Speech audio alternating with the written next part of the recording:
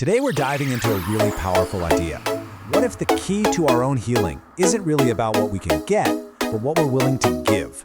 We're going to explore this amazing connection between forgiveness, love, and our own well-being. So, let's start with a question that kind of flips everything on its head. What if the real path to feeling better, physically, spiritually, you name it, isn't found in a pill bottle, but in how we deal with each other? It's a challenging idea for sure, and that's exactly what we're digging into.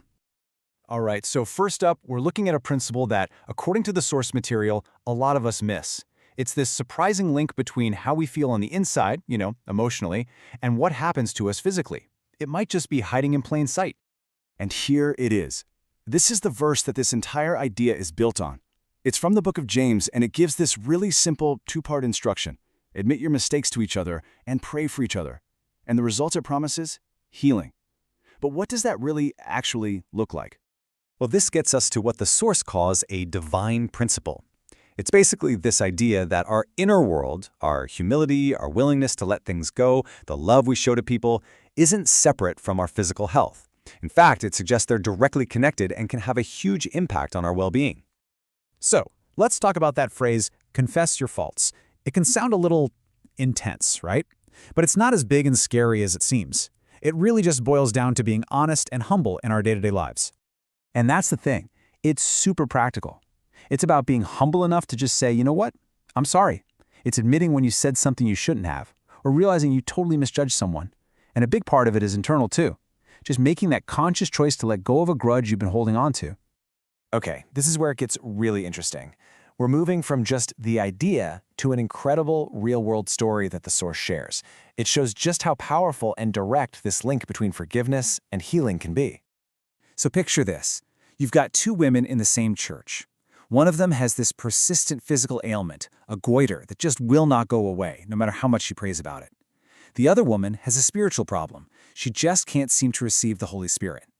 Now, on the surface, these two problems look totally different, right? But they had one major thing in common. They were holding a serious long-term grudge against each other. Well, things finally come to a head when their pastor notices how tense they are around each other during a service. He just senses that something is deeply wrong, and he feels like he has to step in. So he confronts them right then and there and tells them they need to make things right. And in that moment, something just breaks. Faced with the truth about their own bitterness, the two women just fall apart, tearfully forgive each other and embrace. This is the absolute turning point, that simple act of admitting the fault and choosing forgiveness. And what happened next is just wild.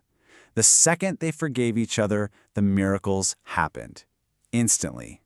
The first woman's goiter completely disappeared. The second woman immediately began speaking in tongues. And the source makes this critical point. No one laid hands on them or prayed for them again. The healing was a direct result of them forgiving each other. So, what does this incredible story really teach us?